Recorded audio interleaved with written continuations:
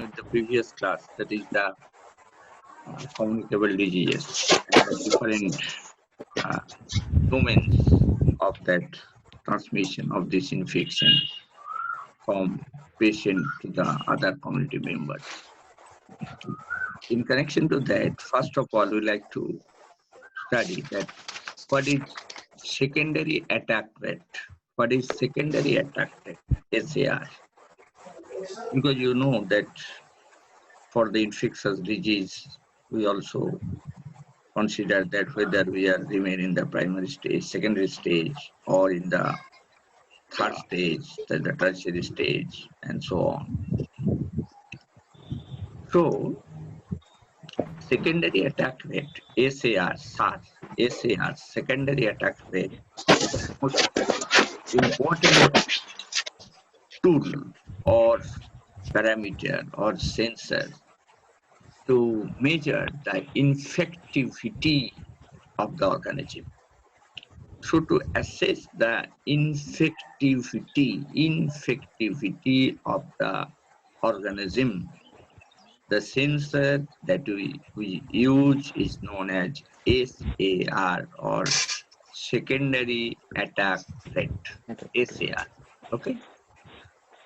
Now, how we can able to calculate SAR, secondary attack rate?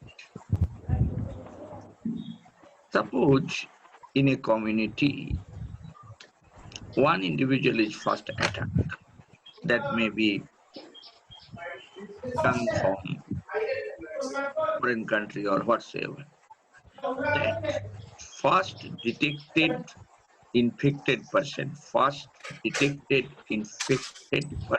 referred as index case. So what is index case? If the question is coming, what is index case? Index case, that means the first detected infected individual in a community is known as index case. On the basis of this index case, we also calculate SAR. First of all, I like to give an example and then give the formula. Suppose in a community, 70 individuals came in contact with that index case. Index case, I repeat it, that is the first detected diseased person. First detected diseased person in an organization or in a community. Okay. As far as COVID-19, suppose in a hospital the detected person was identified, and from searching it has been indicated that 70% came in contact with that index case. Okay, and out of these individuals who came in contact to that infected case and susceptible to infection, not infected, susceptible to infection. Okay,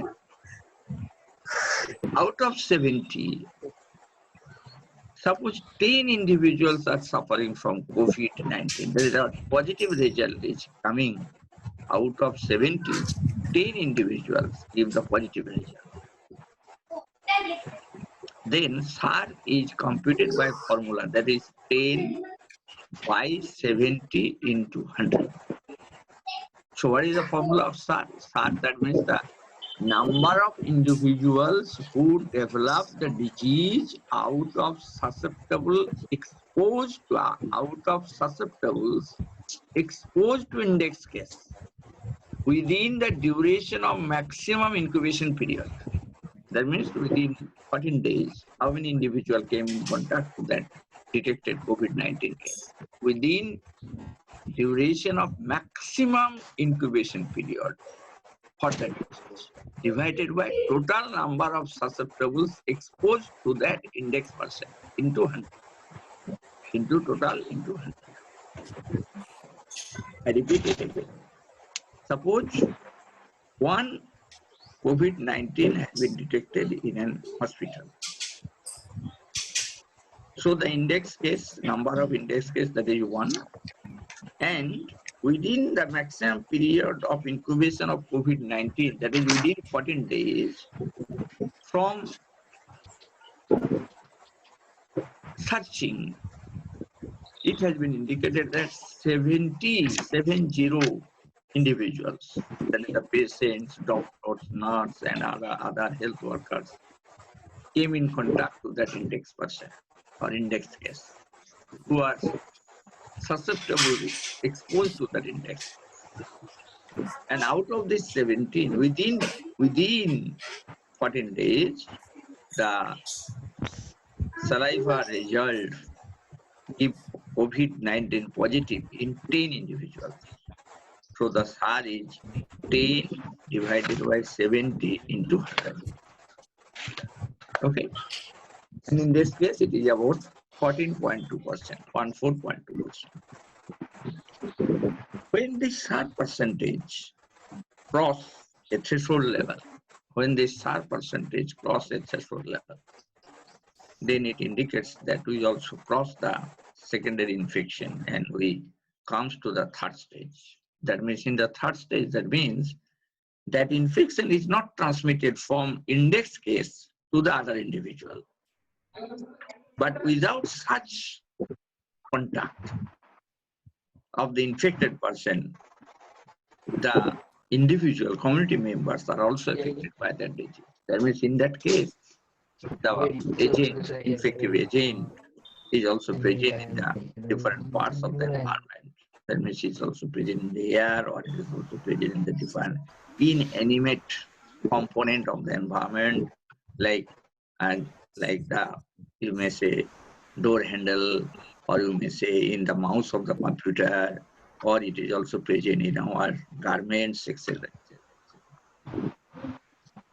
So when we cross a specific percentage of SAR on the basis of a particular disease, it is not fixed. It is also different from one disease to the other disease. We can able to say that we are also coming in the third stage. Third stage, that means where you are unable to calculate, or we are unable to correlate the number of infected individuals in respect to the index case. That means individuals who are not came in contact with the index person or index case, the individual also suffering from that disease. That means in that case, the infective agent is present in the different component of the environment. Okay? So this is known as SAR. So in case of the infectious disease, SAR is most important. And the second point, we are also coming in that infectious disease, that is the, as per your syllabus, barrier nursing and reverse barrier nursing. Barrier, B-A-R-R-I-E-R, barrier nursing and reverse barrier nursing. Okay? First of all, we like to discuss that what is barrier nursing.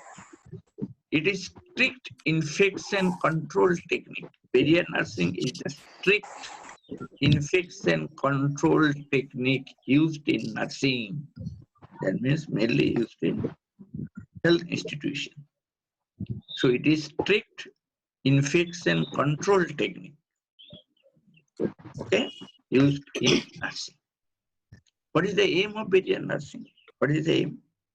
Now, this aim of the barrier nursing is to protect the medical staff. To protect the medical staff, it is very much relevant in case of COVID-19. To protect the medical staff against infection from patient. That means we like to protect our soldiers in the war of infectious disease control, who are the doctors, who are the nurses, who are the health workers. So protect the medical staff against infection from patient. This is known as barrier nursing. So the barrier nursing, I repeat it, is to protect the medical staff against infection from patient. Particularly those with highly infectious diseases. Now, what are the steps which are considered in barrier nursing? Now, we also follow some guidelines to control this infectious disease in the medical staff from the infected patient. First one, the meticulous hand washing of the health workers, including doctors, nurse, etc., after came in contact with the patient. So meticulous hand washing with proper guideline, with proper duration, use of mask, use of cap, use of gloves, eye shield, and personal protective equipment. And you also know that gowns, etc. So that there is no part of the body remain in naked state. And so all the chances, all the routes, all the possibilities, all the pathways of the transmission of the infective agents, maybe the bacteria, maybe the virus, or maybe the protozoa or whatsoever, are not transmitted from patient to the health staff. So this is known as the barrier nursing. And you know that at present, this barrier nursing is not followed properly. And for that reason, you also noted that several doctors, nurses are also affected by COVID-19 due to the handling of the patient. So proper steps should be taken to upgrade the barrier nursing. Otherwise, the total healthcare system will be affected drastically, and we are unable to challenge the COVID-19. So in this present situation, we must emphasize the barrier nursing method, barrier nursing strategy. We must improve the barrier nursing strategy. Okay. Now, what is reverse barrier nursing? What is reverse barrier nursing? It is just opposite of reverse of the barrier nursing. That means it is also called the protective isolation. Protective isolation, which is the reverse step of barrier nursing. That is protecting a highly vulnerable patient, against infection by medical staff. There is a reverse of barrier. In the barrier nursing, that was the protection of the medical staff from infection, okay, from the infected patient. But here we like to protect the vulnerable, highly vulnerable individuals, highly vulnerable patients against infection by medical staff. And generally, these patients are under category of immunocompromising, such as immunocompressing state, as for example, before organ transplantation, as well as after organ transplantation, like after kidney transplantation or before kidney transplantation. In both the cases, that means pre and post transplantation phase, the patients are present in immunosuppressive state by drug induction, by different medicine, so that the chance of organ rejection, probability of organ rejection after transplantation would be minimized. And that immunosuppressive state, the patients are present in very low immunity. And so these immunosuppressive patients are very much susceptible to different infections, And the major route of infection is from medical staff, okay, from medical staff. So in reverse barrier nursing, we like to protect the immunosuppressive patient community against infection by medical staff. So that means the direction is just reverse of the barrier nursing. In this case, the patient is allowed to isolate in a single room with all the washing facilities, toilets, etc., exclusively for that patient. And that toilet, that basin should not be used by any other single room with basin, toilet exclusively for that patient, not by others. Because there is a high chance of infection if more than one people use that basin, use that toilet, etc. The door of the isolated room should be kept closed and open only for absolute necessary. For necessary, not only necessary, for absolute necessary. So door will open only for absolute necessary. Because there is a high chance of infection. And we like to protect the patient. The patient may have to be advised to put on the protective mask. The patient also wear the protective mask to avoid contracting droplet infection from others, from other health staff, mainly, or from other visitors. So the visitors are very much limited to allow to meet with that patient. But the patient, such immunosuppressed patient, always use a mask so that the chances of the transmission of this infective agent from other patient to that, from other individual to that patient can be minimized or it become nil. The number of medical staff assessing the room should be kept to bare minimum. That means all the staffs will cover their total body parts by different protective equipments. Okay? Staff who are themselves having an infection should not be permitted with that.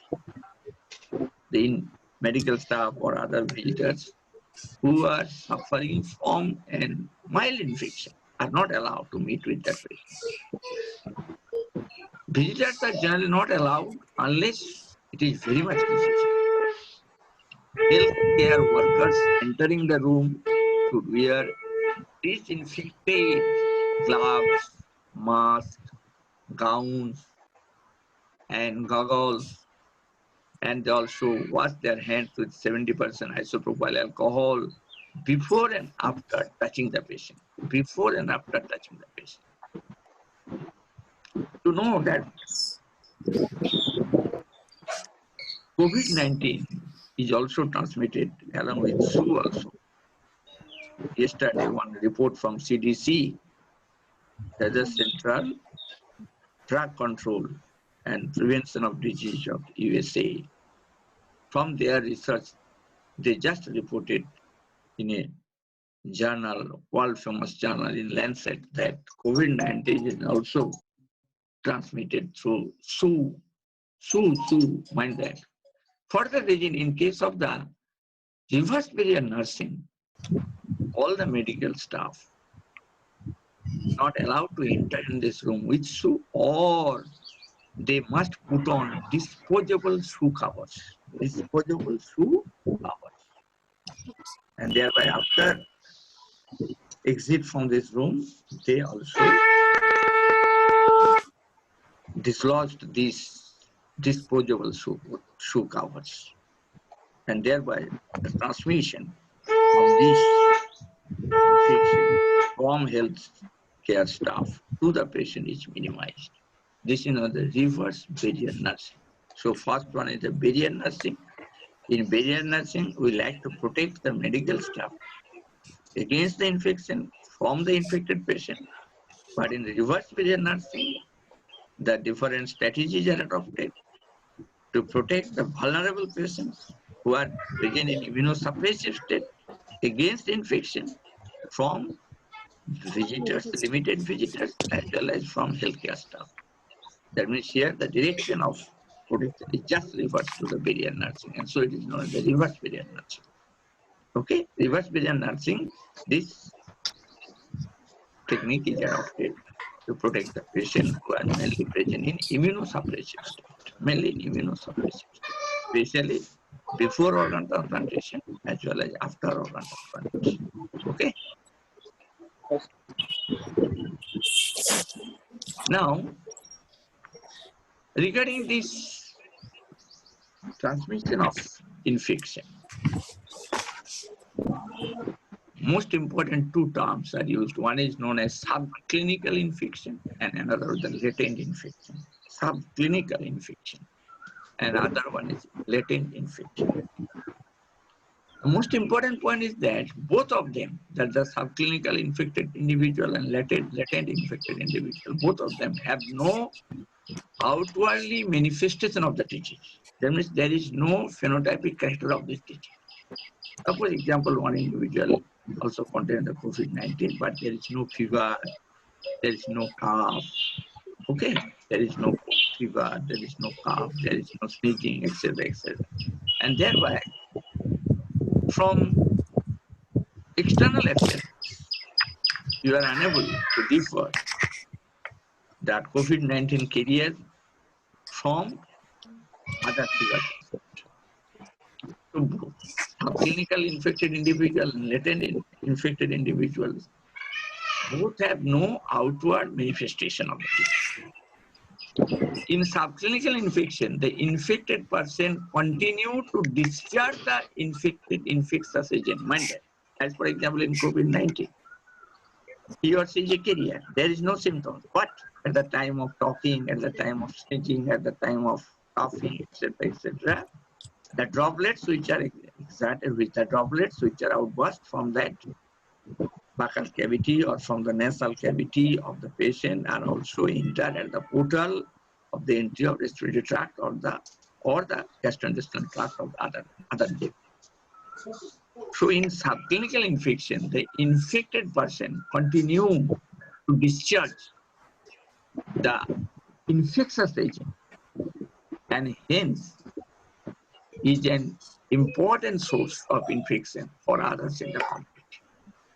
You are unable to know that whether you are infected at the time of talking of a apparently normal individual. Apparently, not really, apparently. And for that reason, the government also take an important strategy that we must use the mask or other covering on the nose as well as the buccal cavity so that the droplets which are discharged from one individual are not able to enter into the portal of the respiratory tract as well as the gastrointestinal tract of the other person. Am I clear? If both of the person at the time of talking, etc., use the mask, then such type of infection can be minimized.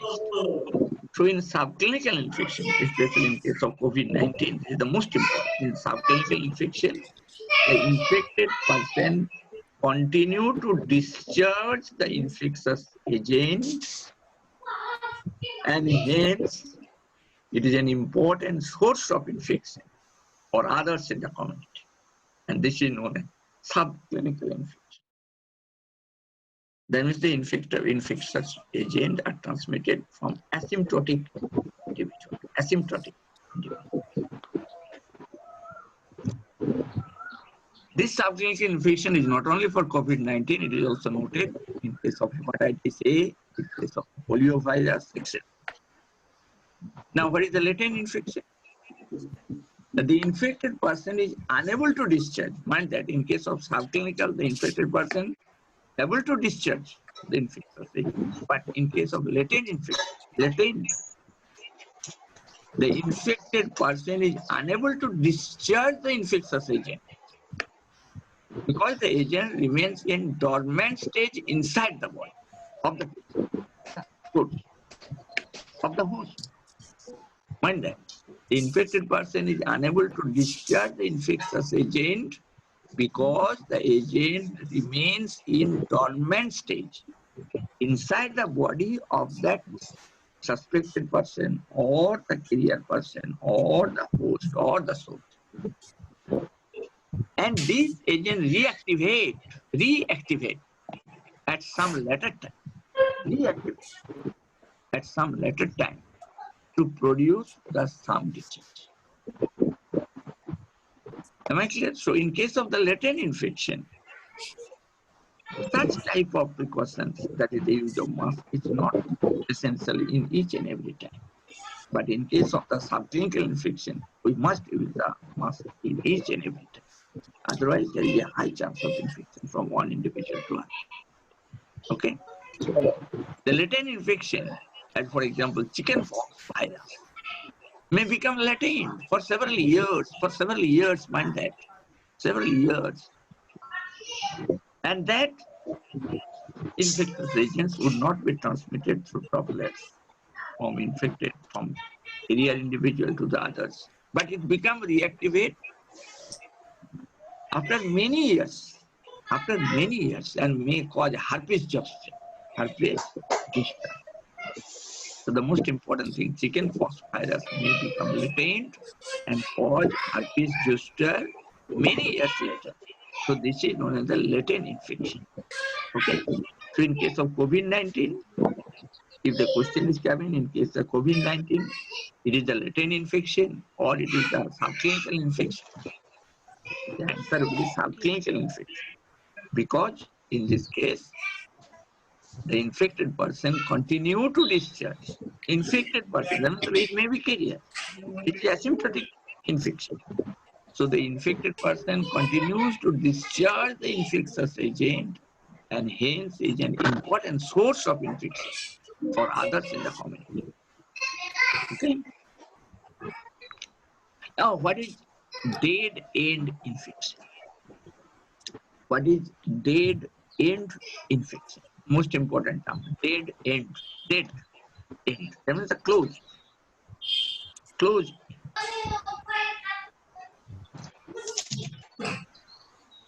In the dead end infection, that means a communicable disease which cannot be further transmitted. To another human being or to another animal from the infected human. I repeat it.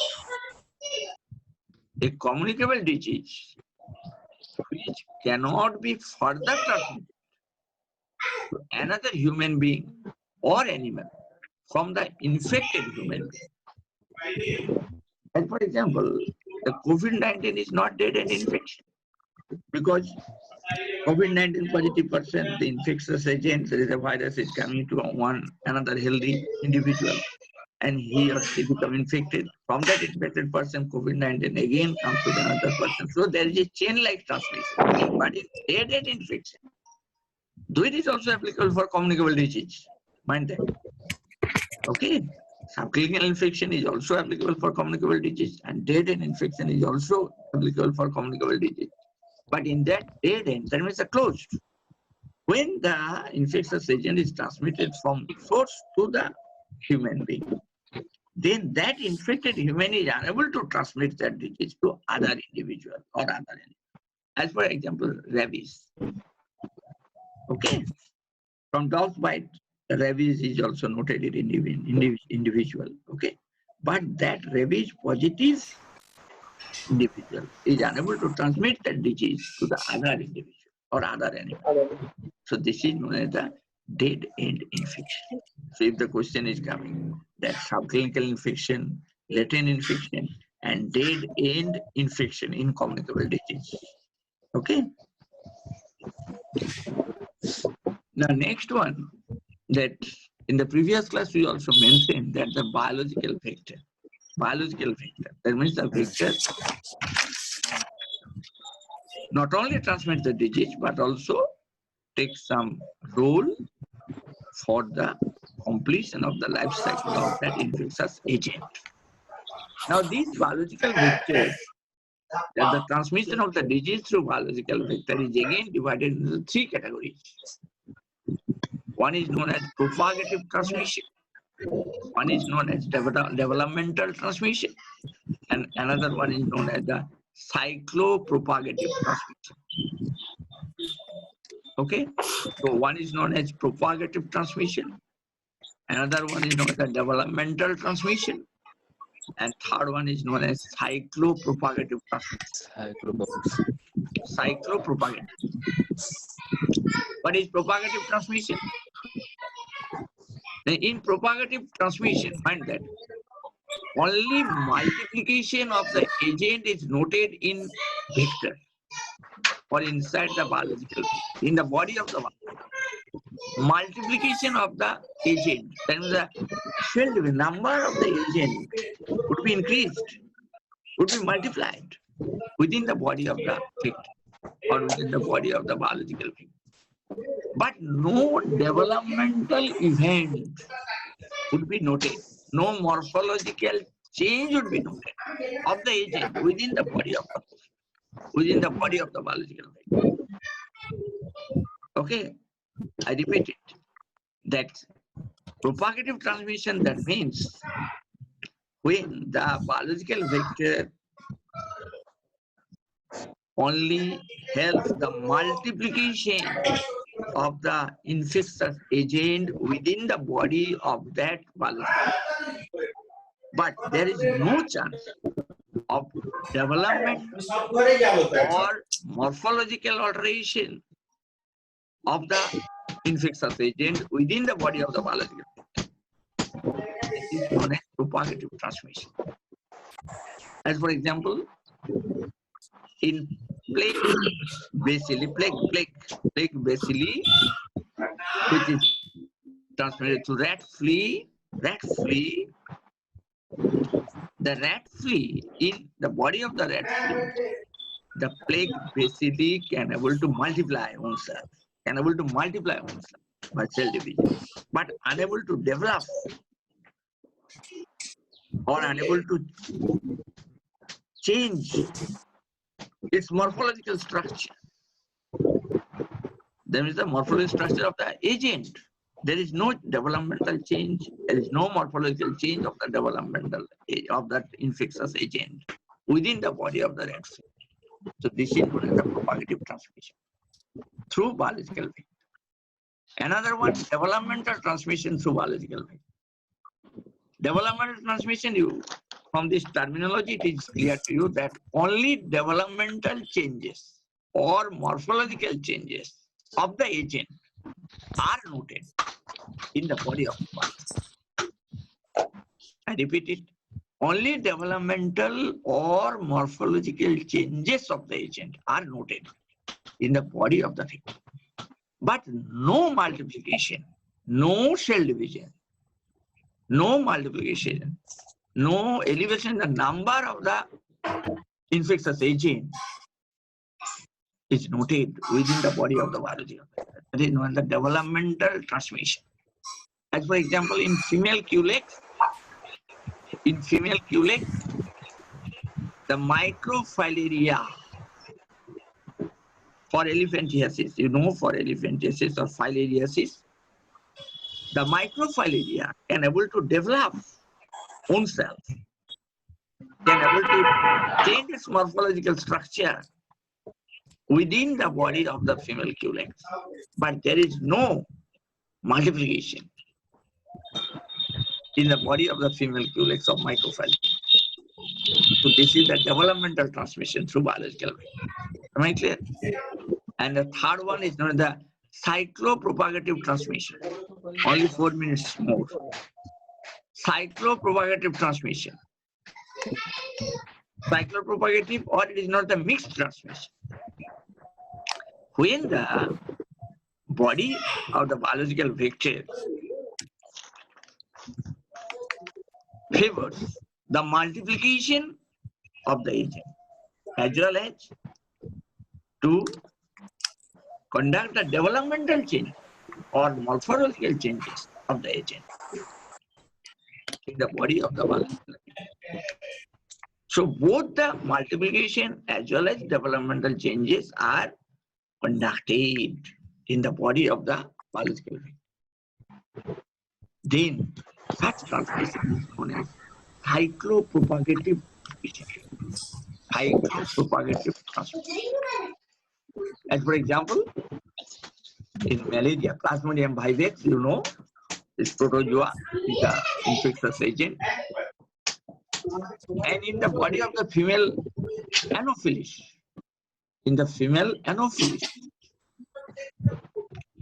both the multiplication as well as developmental changes are noted, and thereby female Anopheles conduct the cyclopropagative transmission. Through biological. So Transmission of the disease through biological vector can be divided into three categories: propagative transmission, developmental transmission, and cyclopropagative transmission. 2 minutes more. I like to cover another point, that is a chemical disinfectant. It is the most important at present scenario. Chemical disinfectant.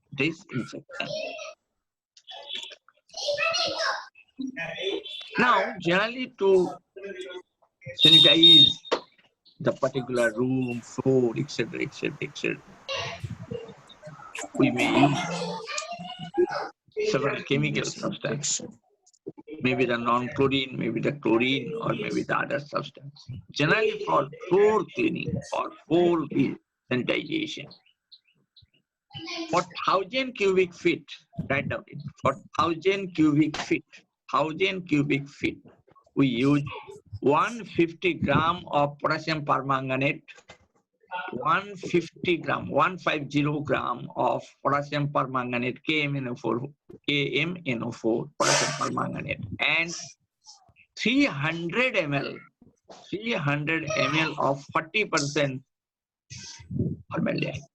That is the commercial formaldehyde, 40% formaldehyde. So for 1,000 cubic feet, there is the length into breadth into height of that room. If it is 1,000 cubic feet, then we use 150 gram potassium permanganate with 300 ml of 40% formaldehyde. And it is allowed to spray. So it's not allowed to spray. And then the doors and the windows should be closed for at least 12 hours or overnight. After spraying, all the doors, all the windows of the room should be closed for at least 12 hours or overnight. What are the non-chlorine chemical disinfectants? As for 70% ethyl alcohol, isopropyl alcohol, that can able to disinfect the particular subject within 3 to 5 minutes. We may use 2% glutaraldehyde. We may use 2.5 to 5% cerosol, CRESOL, cerosol, and another one 5% Savlon. So what are the the question is coming, what are the non-chlorinated chemical disinfectant? These are the 4 types. That is the 70% ethyl alcohol or isopropyl alcohol. Number 2, 2% glutaraldehyde. Number 3, cerosol, 2.5 to 5%, and Savlon, 5%. Am I clear? The time is over. Yes. Okay.